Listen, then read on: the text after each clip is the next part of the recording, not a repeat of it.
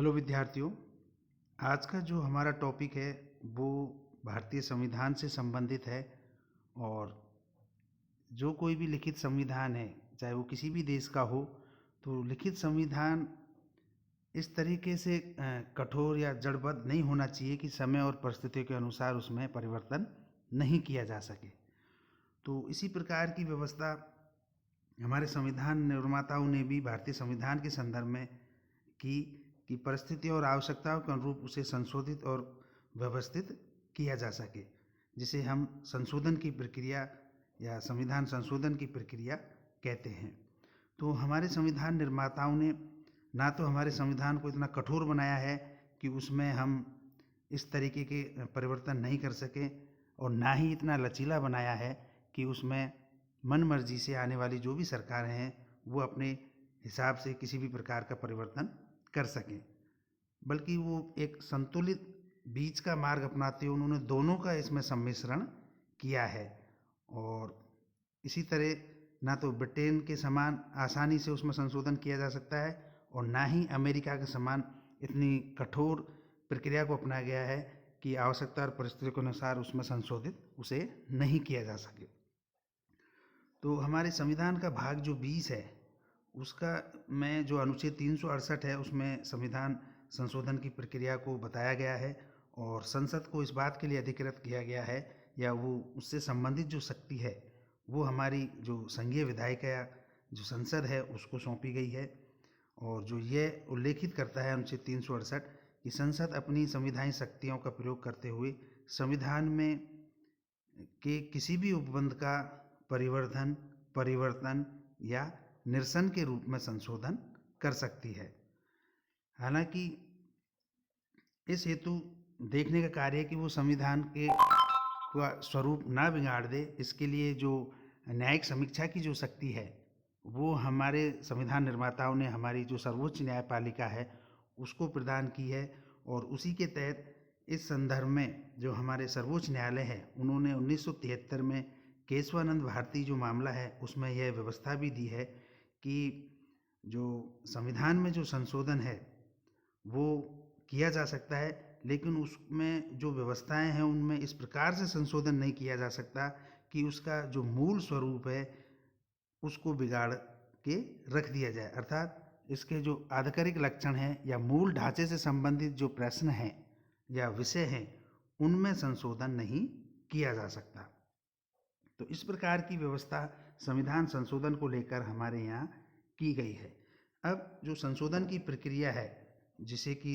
अनुच्छेद जो 368 है उसमें व्याख्यायित किया गया है, जिसमें निम्न तरीकों से उसका उल्लेख किया गया है कि जो संविधान का जो संशोधन है उसका आरंभ संसद के किसी भी सदन में विधेयक पुरस्तापित करके किया जा सकता है। इस हेतु जो राज्य विधानमंडल है उनको इस कार्य से पृथक रखा गया है। दूसरा, इससे संबंधित जो विधेयक है वो किसी मंत्री या गैर सरकारी सदस्य द्वारा पुरस्तापित किया जा सकता है, और इसके लिए राष्ट्रपति की पूर्व स्वीकृति आवश्यक नहीं है। तीसरा, इसमें जो विधेयक होगा वो दोनों सदनों में विशेष बहुमत से पारित होना अनिवार्य है। अर्थात जो बहुमत होगा वो 50% से अधिक होगा, और सदन की जो कुल सदस्य संख्या है उसके आधार पर सदन में जो उपस्थित जो सदस्य हैं उनके 2/3 बहुमत या मतदान द्वारा वो पारित होना चाहिए। इसी प्रक्रिया से वो विधेयक प्रत्येक सदन में अलग अलग रूप से पारित करना अनिवार्य है, और यहाँ यदि उस विधेयक को लेकर कोई गतिरोध की स्थिति बनती है तो अनुच्छेद 368 से संबंधित यदि वो विषय है तो यहाँ संयुक्त बैठक का कोई भी प्रावधान नहीं है। और यदि विधेयक संविधान की संघीय व्यवस्था के संशोधन के मुद्दे को लेकर है तो वहाँ उस संसद के विशेष बहुमत तो होगा ही, साथ में जो राज्यों के आधे कम से कम आधे राज्य विधानमंडलों से भी वो एक सामान्य बहुमत से पारित होना चाहिए। तो और जब वो इस प्रकार से होगा तो संसद के दोनों सदनों से पारित होने और आधे राज्य विधानमंडलों से वो संस्तुति के बाद जब वो आवश्यक होगा तब जाकर वो राष्ट्रपति के पास सहमति के लिए भेजा जाएगा। 368 को लेकर यहाँ यदि हम राष्ट्रपति के वीटो के बारे में चर्चा करें तो राष्ट्रपति विधेयक को सहमति देंगे, क्योंकि इससे संबंध में वो ना तो विधेयक को अपने पास रख सकते हैं और ना ही संसद के पास पुनर्विचार के लिए लौटा सकते हैं। फिर उसके बाद अंत में वो राष्ट्रपति की सहमति के बाद वो विधेयक एक अधिनियम का रूप ले लेता है और वो संविधान में एक अधिनियम की तरह उसका समावेश कर लिया जाता है। तो इस प्रकार की प्रक्रिया संविधान संशोधन को लेकर हमारे यहाँ भारतीय संविधान में अनुच्छेद जो 368 है उसमें इस प्रक्रिया को व्यवस्थित किया गया है। अब कुछ हम उन संशोधनों के प्रकारों के ऊपर चर्चा करेंगे कि वो लगते तो एक तरीके से संविधान संशोधन ही हैं, लेकिन वो संशोधन नहीं माने जाते, एक सामान्य परिवर्तन के रूप में वो व्याख्यायित किए जाते हैं और उनके संबंध में क्या प्रक्रिया अपनाई जाती है, कौन सी प्रक्रिया के माध्यम से कौन से जो संशोधन हैं वो किए जाते हैं और किस प्रक्रिया के माध्यम से जो संविधान संशोधन है उनके ऊपर हमने अभी चर्चा की और उसके अंतर्गत कौन कौन से विषय आते हैं। तो संशोधनों के प्रकारों को देखें तो जो अनुच्छेद 368 है वो 2 प्रकार के संशोधनों की व्यवस्था करता है। एक तो संसद के विशेष बहुमत द्वारा और जो आधे राज्यों का जो अनुसमर्थन है उसके बहुमत के माध्यम से। लेकिन कुछ अन्य अनुच्छेद ऐसे होते हैं जो संसद के जो साधारण बहुमत है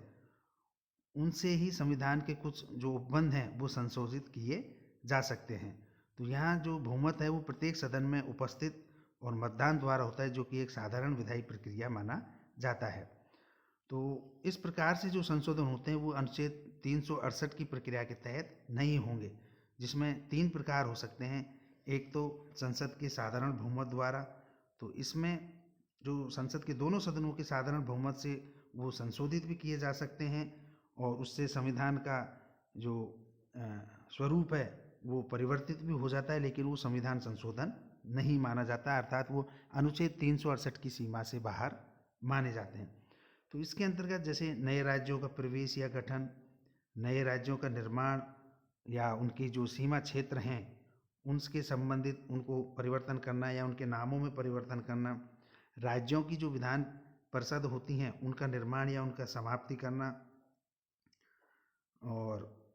जो राष्ट्रपति हैं, राज्यपाल है, लोकसभा अध्यक्ष हैं, न्यायाधीश हैं, उनकी जो वेतन भत्ते परिलब्धियां हैं, उनके विशेषाधिकार हैं, संसद की चाहे गणपूर्ति हो, संसद सदस्यों के वेतन भत्ते हो, संसद की जो सामान्य प्रक्रिया नियम है,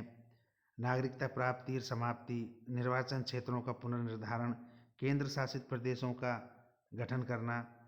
और जनजातीय क्षेत्रों का प्रशासन, 5वीं अनुसूची। तो ये वो तमाम वो विषय हैं जो कि संसद के साधारण बहुमत के माध्यम से निपटाए जाते हैं, लेकिन वो संविधान संशोधन या अर्थात 368 की सीमा से बाहर होते हैं। एक संसद के विशेष बहुमत द्वारा जो ज़्यादातर जो उपबंध है वो संशोधन है वो संसद के विशेष बहुमत द्वारा किए जाते हैं, अर्थात जो सदन के कुल सदस्यों का बहुमत होता है और प्रत्येक सदन के जो उपस्थित और मतदान के सदस्यों के 2/3 के बहुमत का जो कुल होता है उनके माध्यम से ये संशोधन किए जाते हैं। तो इस तरह के संशोधन में जैसे मूल अधिकार हैं, राज्य के नीति निर्देशक तत्व हैं और भी वो जो उपबंध हैं जो कि इन मूल अधिकार और नीति निर्देशकों के अलावा होते हैं। तो ये 368 की जो प्रक्रिया है उसके तहत ये आएंगे। एक तीसरा कि इस विशेष बहुमत के साथ साथ जिसके ऊपर अभी हमने चर्चा की, उसके साथ साथ राज्यों की, आधे राज्यों की स्वीकृति भी आवश्यक मानी गई है। तो इसके अंतर्गत क्योंकि हमने यहाँ संघात्मक शासन व्यवस्था हमारे संविधान निर्माताओं ने अपनाई गई है और उसी के तहत यदि कोई संघीय ढांचे से संबंधित कोई उपबंध है या कोई प्रश्न है तो उसमें संसद के विशेष बहुमत द्वारा संशोधित उसे किया जाता है और उसके लिए यह आवश्यक है कि वो लगभग आधे राज्य विधानमंडलों के पास उसे मंजूरी के लिए भेजा जाए। लेकिन यदि आधे राज्य उन्हें अपनी संतुष्टि देते हैं तो औपचारिकता पूरी हो जाती है, लेकिन इसके लिए राज्यों के लिए कोई समय सीमा निर्धारित नहीं की गई है। तो इससे संबंधित जो विषय हैं जैसे राष्ट्रपति का निर्वाचन है और उनकी प्रक्रिया है, उच्चतम या उच्च न्यायालय से संबंधित कोई विषय है और केंद्र या राज्य की जो कार्यकारिणी की जो शक्तियाँ उनके विस्तार को लेकर यदि कोई प्रश्न है, 7वीं अनुसूची से संबंधित कोई विषय है, 7वीं अनुसूची जिसमें कि वो तीनों सूचियां हैं, संघ की, राज्य की, समवर्ती सूची, संसद में राज्यों का जो प्रतिनिधित्व है उनको लेकर हो, और स्वयं जो अनुच्छेद 368 है उससे संबंधित कोई यदि परिवर्तन है तो उसमें इस प्रकार के विशेष बहुमत के साथ लगभग आधे राज्य विधानमंडलों का अनुसमर्थन भी आवश्यक होता है। तो ये इस प्रकार की जो प्रक्रिया है, एक साधारण विधेयक या साधारण बहुमत के माध्यम से किसी भी विधेयक का बनाना या उसे समाप्त करना, जो कि संविधान संशोधन नहीं माना जाता है, इस प्रकार की प्रक्रिया हमारे संविधान निर्माताओं ने यहाँ वर्णित की है। दूसरी जिसे संविधान संशोधन माना जाता है और उसके लिए जो प्रक्रिया है वो अनुच्छेद 368 के तहत यदि की जाती है तो वो संविधान संशोधन माना जाएगा। तो इस प्रकार की प्रक्रिया हमने यहाँ अपनाई है, और इसी बात को लेकर जो ये प्रक्रिया है, जो व्यवस्था है, वो आलोचना का आधार पर भी उसका विश्लेषण किया जाता है कि यहाँ यदि आलोचना की दृष्टि से हम देखें संशोधन प्रक्रिया को, तो अमेरिका के समान यहाँ कोई संवैधानिक परिषद का उपबंध नहीं है। यहाँ केवल संसद ही अधिकृत है और वो अपने साधारण और जो विशेष बहुमत है उसके माध्यम से वो परिवर्तन कर सकती है। हमारे यहाँ जो शक्ति है वो संसद में ही निहित है, जबकि जो अमेरिका है वहाँ ये राज्य विधानमंडल उनके द्वारा या मंत्रिपरिषद के निर्माण या उनके समाप्ति, इनको लेकर जो प्रस्ताव है वो यहाँ लाए जाते हैं। एक चीज़ और कि जैसे हमारे यहाँ संघात्मक शासन व्यवस्था है, अमेरिका में भी संघात्मक शासन व्यवस्था है। हमारे यहाँ केवल आधे राज्यों का ही जो विधानमंडल हैं उनका एक समर्थन मिलना चाहिए, जबकि अमेरिका में इसको थोड़ा कठोर बनाया है, लगभग 3/4 राज्यों द्वारा वो अनुमोदित होना आवश्यक होता है। तो